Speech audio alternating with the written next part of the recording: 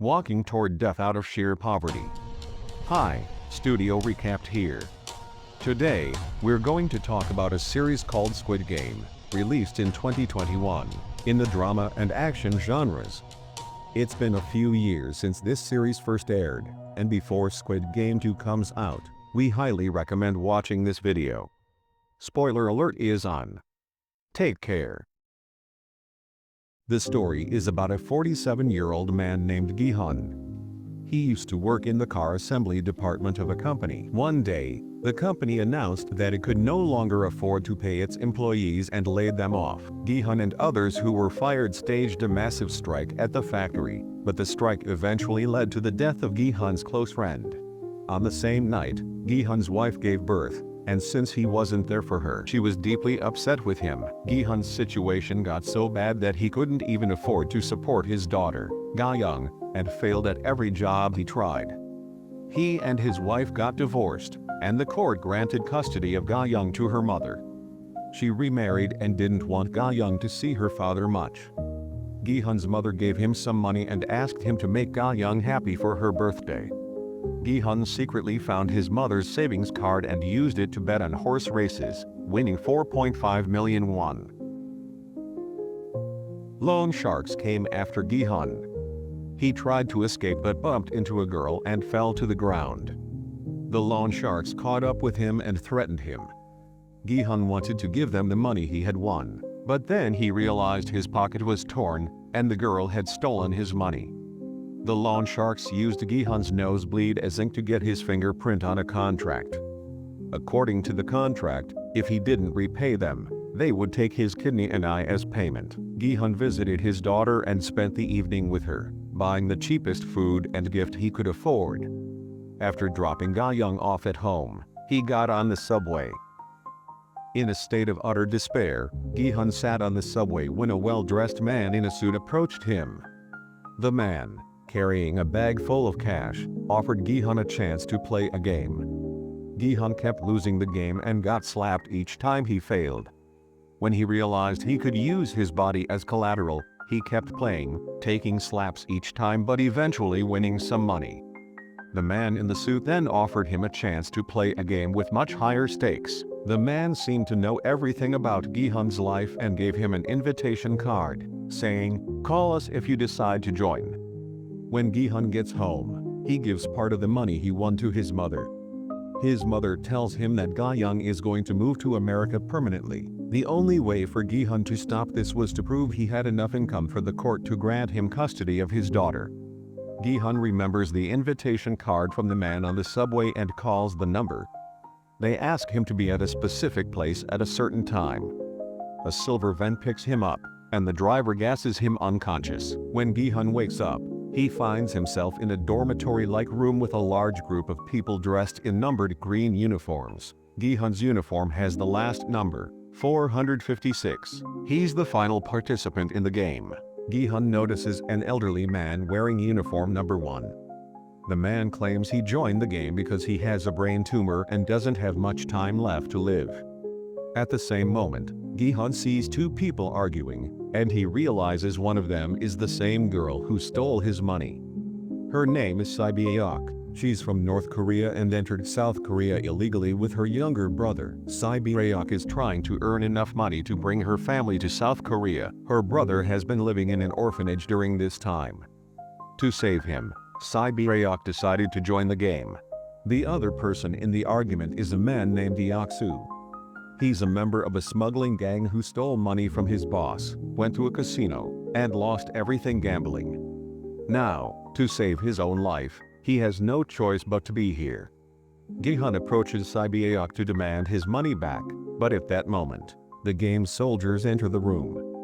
They are red-clad figures wearing masks with circle and triangle symbols, holding guns. The leader of them all is a man referred to as the front man, wearing a black mask, watching the game from a control room. One of the red-suited staff tells the players, "You'll be staying here for 6 days and playing 6 games. The winner will receive a significant cash prize, which will be revealed after the first game." The games are based on fairness and have 3 main rules. 1. No player is allowed to stop the game. 2. Anyone who refuses to play will be eliminated. 3. Players can leave the games at any time if the majority agrees to it.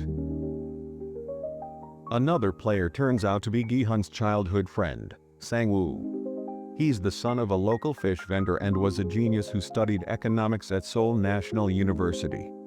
Everyone in their neighborhood assumed Sang-woo had become very wealthy, but in reality, he was drowning in debt and owed about 6 billion won, forcing him to join the game.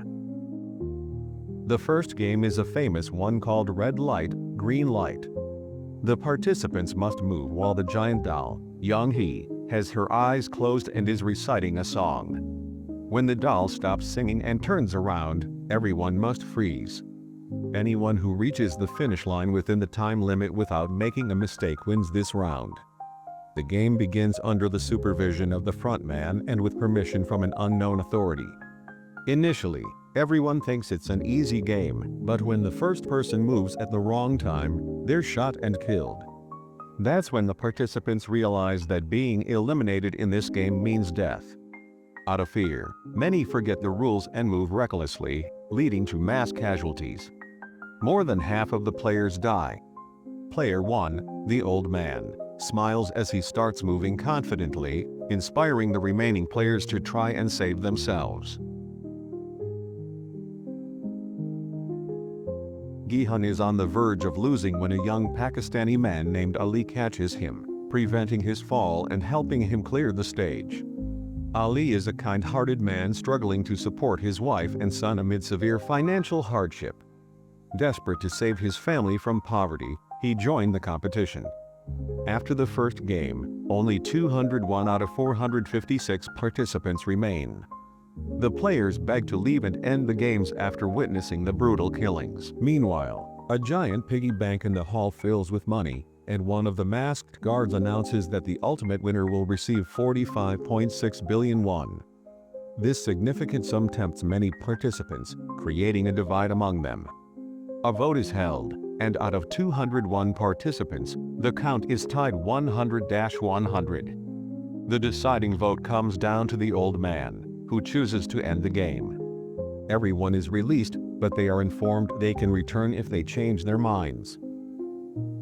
Gi-hun goes to the police station and tells the officers about the deadly game he witnessed involving the deaths of dozens of people. However, no one believes him due to his lack of evidence, and the game's contact number is now blocked. A police officer named Hwang Jun-ho, who has been searching for his missing older brother, listens to Gi-hun's story and notices the game's invitation card. Gi-hun returns home to find his mother suffering from diabetic foot ulcers. Her condition is critical, but they have no money for treatment. She's discharged from the hospital without any proper care. Gi-hun tries borrowing money from a friend but fails. Desperate, he approaches his ex-wife, who tells him she doesn't have money to give. At that moment, her husband arrives, and Gi-hun storms out of the house. His ex-wife discreetly hands him some money and asks him to stay away from her family in return. Gi-hun throws the money at her husband in anger and starts a fight with him. Later, Gi-hun goes to a convenience store and begins drinking alcohol when he unexpectedly runs into the old man from the game. The old man tells Gi-hun that he has decided to return to the game. After their conversation, Gi-hun concludes that joining the game is his only chance to turn his life around and help his mother. Meanwhile, other participants face such dire conditions outside the game that they also decide to return. Officer Hwang tracks down a guest house where his brother had stayed until a few weeks ago. Among his brother's belongings, he finds an invitation card identical to the one he saw at the police station. He follows Gi-hun to the rendezvous point but doesn't uncover much. All the players arrive at the designated location to re-enter the game. As Hwang secretly follows them, he notices all the vehicles boarding a massive ferry.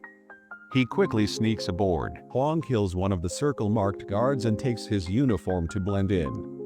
The circle symbol represents the lowest rank, whose primary role is to obey orders silently. Unaware of this, Hwang inadvertently arouses suspicion among the other guards. The games are being held on a remote island, a location so isolated that it's nearly impossible for anyone to discover it. Out of 201 participants, 187 returned to the game, fully accepting the deadly stakes.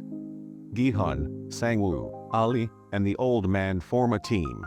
Another contestant, Han Min-ayo, a cunning and unpredictable woman, tries to align herself with Deok-soo, a powerful and intimidating player, to increase her chances of survival. Though Deok-soo and his team mock her, Han remains determined. That night, Han uses the excuse of needing the bathroom to leave the dormitory. She sneaks out with Sae-byeok and a concealed knife, climbing through a vent to observe the kitchen. She notices that a significant amount of sugar is being prepared, giving her a clue about the next game. Through Sae-byeok, Sang-woo learns that the second game is about making shaped sugar candies, a nostalgic childhood activity. Before the game begins, participants are asked to stand behind one of four symbols: a circle, triangle, star, or umbrella. Knowing the game, Sang-woo chooses the triangle, the easiest shape, but doesn't share this information with anyone. Sae-byeok also picks the triangle, while Gi-hun unknowingly selects the umbrella, the hardest shape. When the game begins, each player is given a honeycomb candy with their chosen shape and a needle. They have 10 minutes to carve out the shape without breaking the candy. Failure means instant death. Gi-hun, struggling with the umbrella shape, cleverly starts licking the back of the candy to thin it out, successfully completing the task and saving himself. One of the primary rules for the masked guards is to keep their identities hidden. If their masks are removed, they are executed by the front man. Among the contestants is a doctor who had joined the game after causing a patient's death in the past.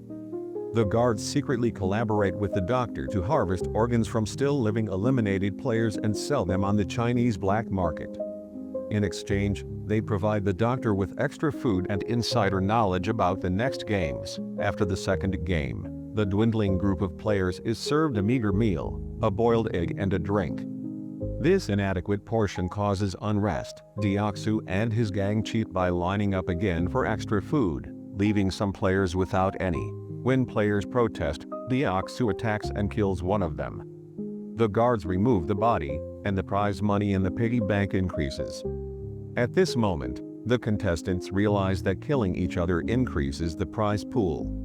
This revelation shatters any sense of security in the dormitory. Gi-hun approaches Sae-byeok, asking her to join forces for mutual protection. That night, chaos erupts as Deok-soo murders another player with a broken bottle, prompting a violent brawl among the participants. Everyone fights desperately to survive. The old man, panicked, shouts for the madness to stop. The guards intervene and clear out the dead bodies. Meanwhile, Han seduces Deok-soo, solidifying their alliance and promising to remain teammates until the end. Detective Hwan discovers that the coughing sounds he hears every night are actually Morse code, secretly communicating with him. For the third game, players must form teams of 10. Most teams prioritize recruiting strong men to maximize their chances of winning. Gi-hun's team struggles to find enough men and ends up including 3 women and the old man, making them appear weak. The third game is tug of war, but with a deadly twist. The losing team is pulled off a high platform to their deaths. Despite their apparent disadvantage, the old man shares a strategy to maximize their chances: positioning, synchronized pulling, and mental strength. When they are on the brink of losing, Sang-woo's quick thinking and tactical decision-making secure their victory, allowing them to survive another round. The coffins of the eliminated players who are still alive are secretly marked by the guards collaborating with the doctor.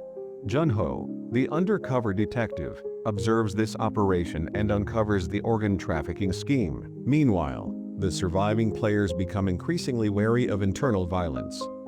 They decide to take shifts in pairs, staying awake to protect themselves and alert others in case of danger. During this time, Gi-hun grows closer to the old man, and a bond of trust forms between Sang-woo and Ali. The front man discovers the illegal activities of some guards and decides to end their rebellion. To restore order, he deliberately keeps the details of the next game secret. This leads to a conflict between the doctor and the guards.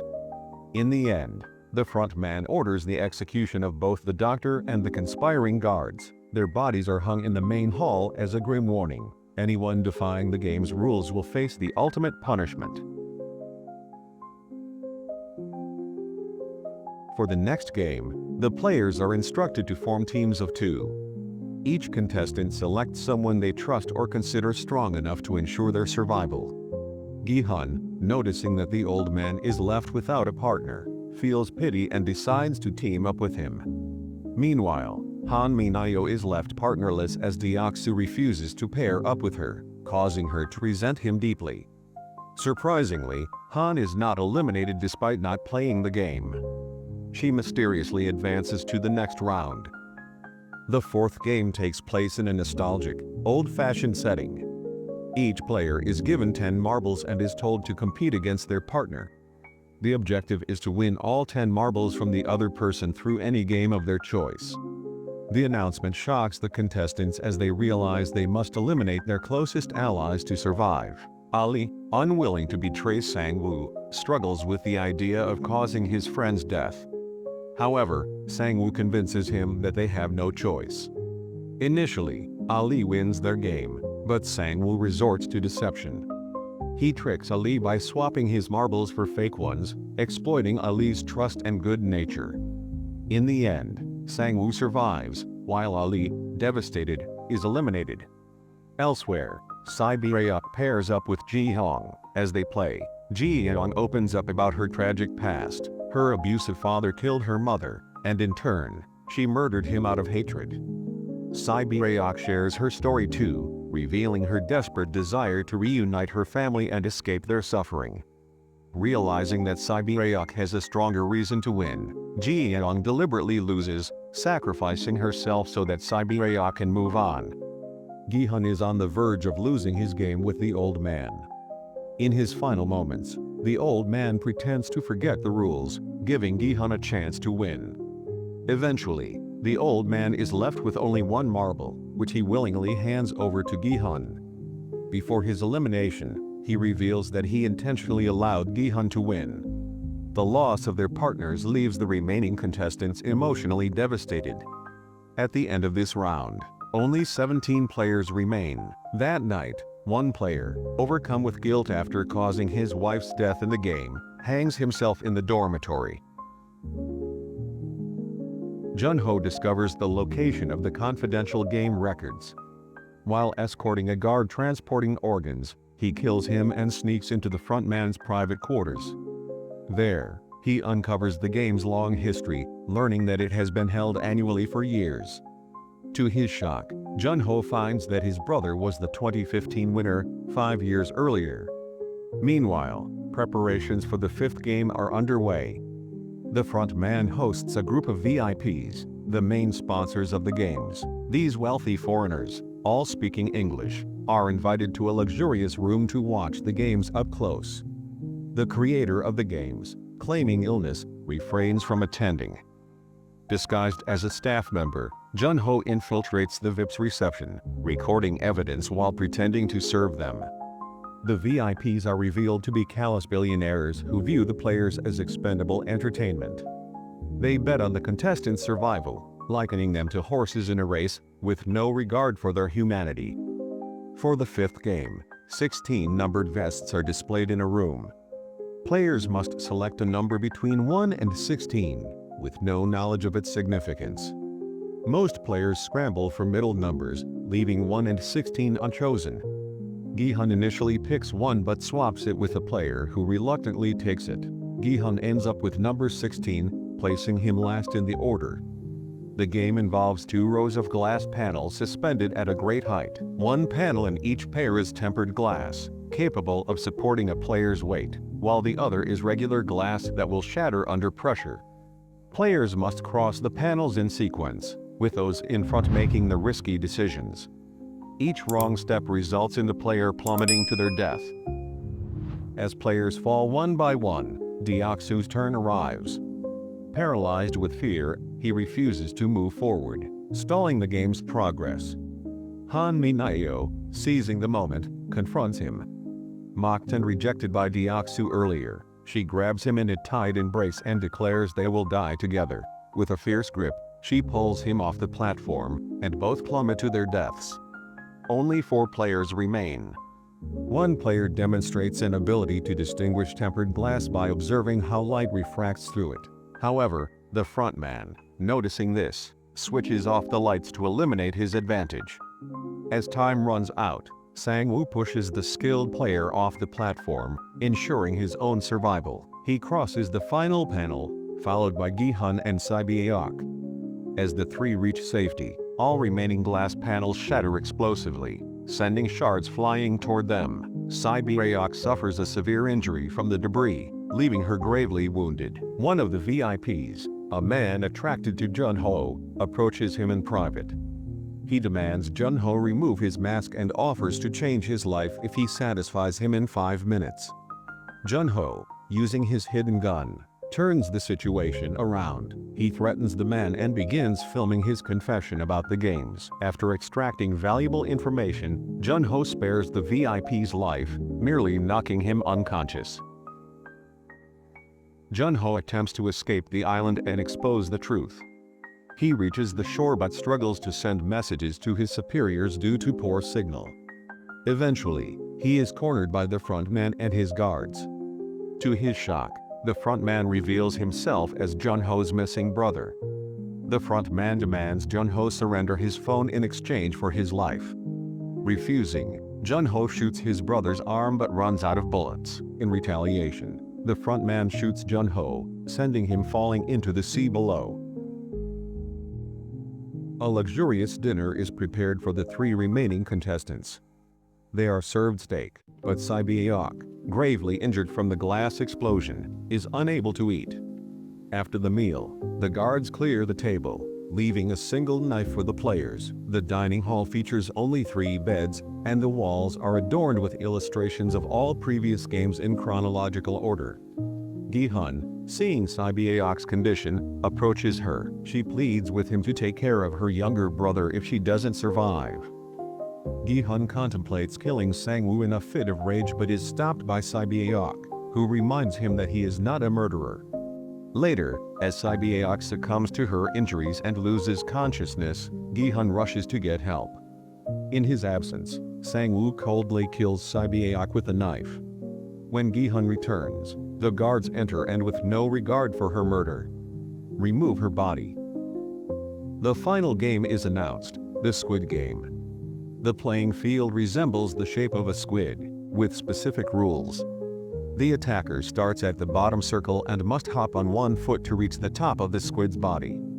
If successful, they can shout a key word, allowing them to use both feet and start the next phase.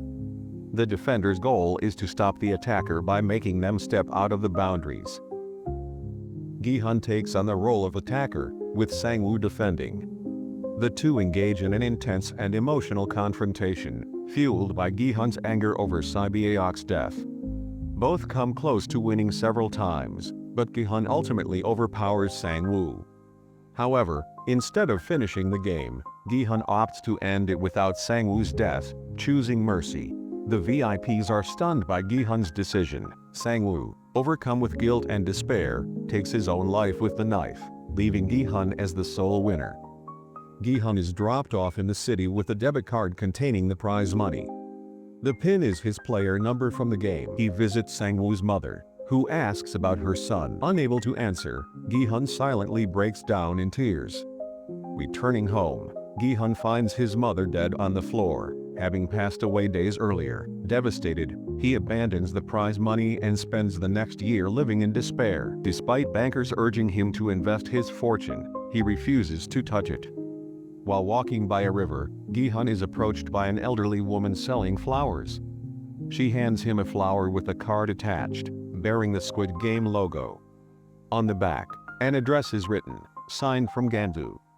This reminds Gi-hun of the old man, player 001, who had referred to them as each other's Gambu during the games and had shaken hands with him before his death. Gi-hun visits the address and is shocked to find the old man, player 001, alive.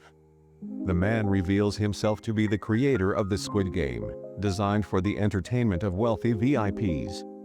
Gi-hun, overwhelmed with questions, listens as the old man proposes a wager. They spot a homeless man lying in the street. The old man bets that by midnight, no one will help him. If Gi-hun wins and someone helps, he can ask any question. But if no one helps, the old man wins. As they wait, the old man questions Gi-hun's decisions. Why haven't you used the prize money? Guilt? Do you still trust people after what you saw in the games? You should have learned better. He explains that life is boring for the rich, and the games made life exciting again. The old man even admits he participated to experience a thrill before his death, making the games more personal for him. Moments before midnight, police arrive to help the homeless man, proving Gi-hun right. However, the old man dies before Gi-hun can get any answers to his questions, leaving him frustrated and disheartened. Gi-hun finally starts to care for himself, cutting his hair and dressing well. He prepares to travel to the US but first visits Sibyeok's younger brother. He entrusts the boy, along with a suitcase of money, to Sang-woo's mother. The funds will allow her to care for the child while also giving her financial security. At a subway station, Gi-hun spots a man in a suit playing the same game with another desperate participant. Recognizing the scene, Gi-hun angrily intervenes, stopping the man from continuing and snatching the invitation card. He warns the player, "Never do this." As Gi-hun walks through the airport, ready to board his flight to the US, he becomes consumed by thoughts of the games. He realizes he cannot ignore the ongoing atrocities, knowing countless lives are still at risk each year. Gi-hun calls the number on the card, identifying himself. The frontman answers, advising him to board the plane and forget about this. Determined to seek justice and end the games, Gi-hun chooses revenge over escape, turning back and abandoning his flight.